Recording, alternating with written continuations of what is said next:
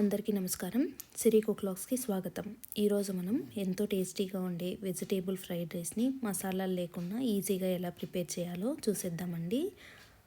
ముందుగా స్టవ్ మీద ఒక ప్యాన్ పెట్టుకొని అందులో 4 టేబుల్ స్పూన్ల వరకు నూనెను వేసుకొని నూనె వేడయ్యాక 1/2 టీ స్పూన్ జీలకర్ర, 4 పచ్చిమిర్చిని చిన్న చీలికలుగా కట్ చేసి వేసుకోవాలి. తర్వాత ఇందులో 10 వెల్లుల్లిపాయలను సన్నగా తరిగి వేసుకోవాలి. వీటన్నిటిని 1 నిమిషం పాటు బాగా వేయించుకోవాలి. తర్వాత 1 కప్పు వరకు చిన్నగా కట్ చేసుకున్న ఉల్లిపాయ ముక్కలు, 1 కప్పు బంగాళదుంప ముక్కలు, 1 కప్పు క్యారెట్ ముక్కలు, 1 కప్పు బీన్స్ ముక్కలను వేసుకొని హై ఫ్లేమ్లో 1 నిమిషం పాటు బాగా వేయించుకోవాలి.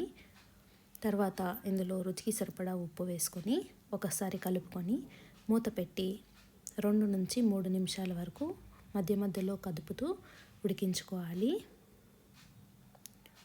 వెజిటేబుల్స్ అనేది మీ చాయిస్ అండి. మీరు ఏ వెజిటేబుల్స్నైనా యూజ్ చేసుకోవచ్చు.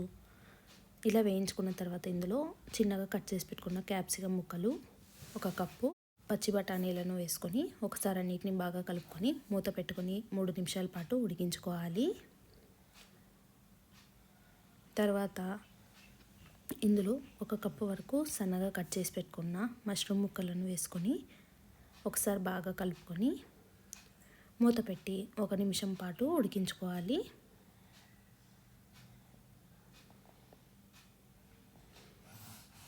తర్వాత ఇందులో 3/4 కప్పు వరకు పన్నీర్ ముక్కలను వేసి బాగా కలుపుకోవాలి.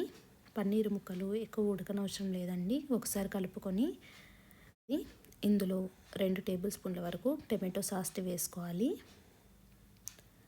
టమాటో సాస్ను వేసి ఒకసారి బాగా కలుపుకున్న తర్వాత 1 టేబుల్ స్పూన్ వరకు వెనిగర్ని అయితే వేసుకోవాలి. తర్వాత 2 టేబుల్ స్పూన్ల వరకు మిరియాల పొడిని వేసుకోవాలి. వెనిగర్ టమాటో సాస్ అనేది ఆప్షనల్ అండి. మీరు ఉంటే వేసుకోవచ్చు, లేకపోయినా కూడా టేస్ట్ చాలా బాగుంటుంది. ఒకసారి కలుపుకున్న తర్వాత మూత పెట్టి 2 నిమిషాల పాటు మగ్గనివ్వాలి. ఇలా మగ్గిన తర్వాత ఇందులో ఉడికించుకున్న అన్నాన్ని వేసుకోవాలి. ఇక్కడ నేను 300 గ్రాముల వరకు తీసుకున్నాను. బాస్మతి రైస్ తీసుకున్నాను. నార్మల్ రైస్తో కూడా చేసుకోవచ్చండి. ఇలా కలుపుకున్న తర్వాత మూత పెట్టి 5 నిమిషాల పాటు ఉడికించుకోవాలి.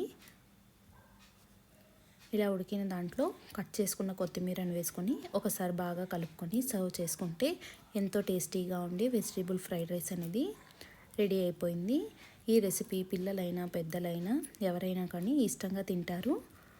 ఈ రెసిపీ కానీ మీకు నచ్చినట్లయితే ప్లీజ్ లైక్ చేసి, షేర్ చేసి, కమెంట్ చేసి, సబ్స్క్రైబ్ చేసుకొని బెల్ ఐకాన్ క్లిక్ చేయడం మర్చిపోకండి. Thank you for watching. జై శ్రీరామ్.